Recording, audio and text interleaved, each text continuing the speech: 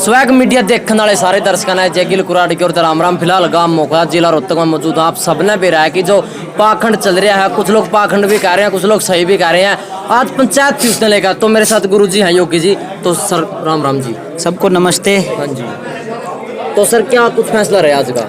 आज की जो पंचायत थी उसमें जो मुख्य रूप से जो फैसले हुए हैं, तो ये है कि हमारा जो तपा है मोखरा का, हाँ जी, वो एक कमेटी बनाएंगे और उन बहन से मिलेंगे और उनको कहेंगे कि भाई ये जो अधर्म चल रहा है इसको रोक दिया जाए। दूसरा, आज की पंचायत ने ये भी फैसला किया है, क्योंकि यहाँ दारू का बहुत ज़्यादा मतलब चढ़ावा और प्रचलन चल रहा है, तो और उसमें लगता भी है कुछ न कुछ और गड़बड़ की संभावना है, तो इसलिए उसकी लिखित में थाने में शिकायत जो है सोमवार को करवाएंगे। ठीक है। तो सर मैंने साध्वी जी का भी इंटरव्यू करा था, आपने बताया। ठीक तो सर उसमें ये भी वो विदे प्रूफ कहने लग रही है कि देखो जो दारू है वो दाम पे चढ़ा कहने लग रही है।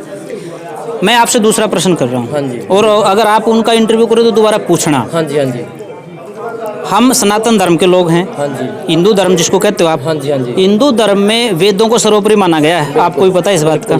वेद में 20,000 से ज्यादा मंत्र हैं। उस बहन जी को चाहिए वेद तो मैं ला के दूंगा, आप मेरा नंबर ले लेना, वो वेद उसके सामने रख देना। हाँ जी। 20,000 मंत्रों में यदि एक भी मंत्र में वो ये दिखा दे कि धार्मिक स्थल के ऊपर दारू चढ़ाई जाती है या सिगरेट चढ़ाई जाती है, तो मैं ये पगड़ी उसके चरणों में रख दूंगा, अन्यथा तो उसको पाखंड बंद करना चाहिए। आप ये पूछना ये कहाँ का धर्म है, ठीक है, किस धर्म के अंदर ये लिखा हुआ है? चारों वेदों के किसी मंत्र में मुझे वो दिखा दे कि यहाँ चढ़ावे में शराब चढ़ाई जाती है। दूसरी बात, आप उसको धर्म कैसे कह सकते हो? आपकी और हमारी जो है जवान बेटियां 15-20 साल की वहां जाएंगी, उनको प्रसाद के रूप में आचमन करवाया जाएगा शराब से। ये कौन से धर्म में लिखा है?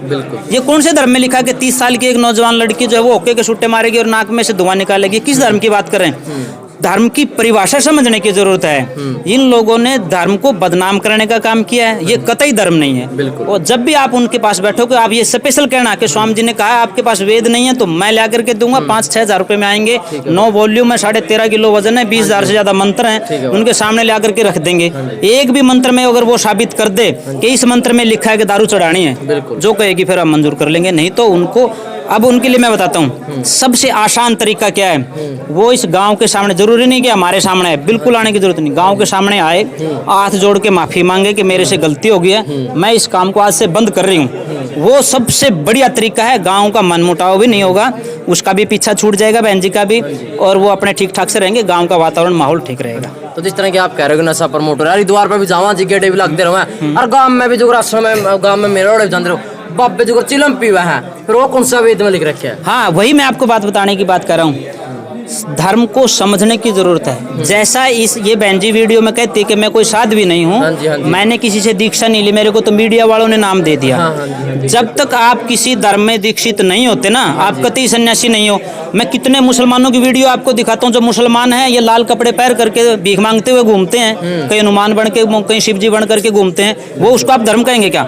वो बहरूपिये हैं। इन बहरूपियों को समझाने की जरूरत है। किसी भी धर्म के अंदर ये चीजें नहीं है। शिव जी के बारे में कहते हैं शिव जी तो शिव जी की बुट्टी है, बदमाशी अपनी कर रहे हैं। एक प्रमाण मुझे दिखा दो कि शिव जी ने जो है ना इस तरह का नशा कभी किया हो। तो शिव जी जैसा प्रतापी राजा हुआ है, उसको बदनाम कर रहे हैं। कृष्ण से बड़ा योगी नहीं हुआ कोई। कृष्ण का पूरा जीवन चरित्र पढ़ जाओ कहीं पर भी, अगर वो नशे का समर्थन करते हो तो श्री राम को हम लोग अपना आदर्श मानते हैं, श्री राम का पूरा जीवन देख लो।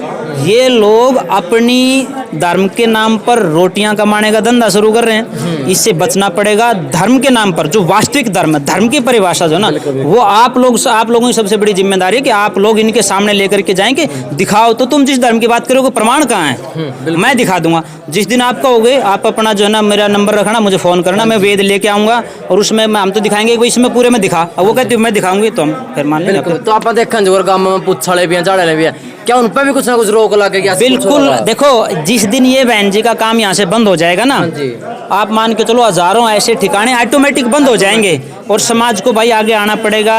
इन चीजों से कुछ भी नहीं निकलने वाला। आपका पैसा बर्बाद हो रहा है, आपका समय बर्बाद हो रहा है, आपके बच्चे बर्बाद हो रहे हैं। और यदि नशे की लत जो छुड़वाने की बात करी जा रही है ना, छोटी छोटी बेटियों को पिलाई जा रही है, 17, 18, 20 साल की बेटी जब एक घूंट पी के जाओगी ना, जिस दिन उसने 2 बखोरे पी लिए, उसके साथ क्या बनेगा, उसकी असमत के साथ क्या बनेगा, ये विचार हमें जब तक दिमाग में घर नहीं करेगा ना, जब तक हम नहीं बदलेंगे। समाज को बदलना है तो धर्म के आधार पर ही बदलना। बिल्कुल जी, बिल्कुल। बहुत सारी जगह ऐसा देखा जी कि बाबे आपस में लठ बाज, जो लठ कहता बाज गलत है, मुंह जाल दूर रहो। मैं वही बात कर रहा हूँ, आपने देखना पड़ेगा ना कि ये बाबे कौन से हैं। अगर तो इसी तरह से अब ये 4 कपड़े बदलती है दिन में और अपने आप को साध भी कर रही है, ये किस धर्म में लिखा कि आप कपड़े बदलो?